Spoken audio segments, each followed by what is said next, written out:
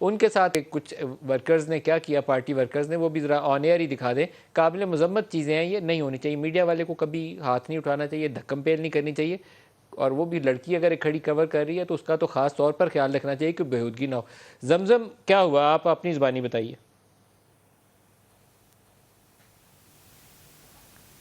جی دیکھیں ندیم صاحب، اس وقت میں اسٹوڈیو میں موجود ہوں سما کے. کس طرح سے میں اس اسٹوڈیو تک پہنچی ہوں میں جانتی ہوں اور میرا رب جانتے ہیں، اور یہ کوئی پہلی بار نہیں ہوئی.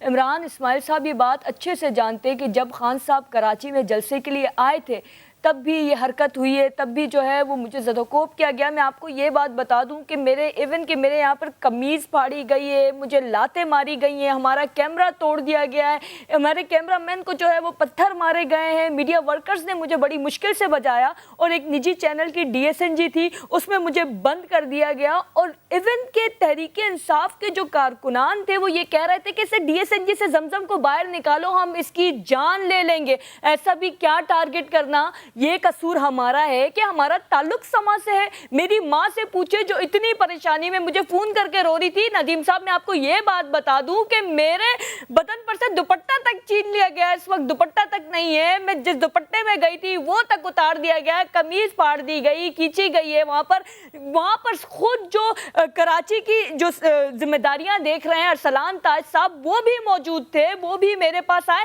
ایون کہ کوئی کارکن ان کی بھی نہیں سن رہا تھا. انہوں نے کہا بس کر دو، لڑکی کی جان لے لو گے کیا؟ وہ کہتے ہیں ہم آج اس کی جان لے لیں گے. تو ہمارا کیا قصور ہے؟ کیا ہم سچ بہت ہی دکھا رہے قابل تھے؟ افسوس ہے اور قابل مذمت ہے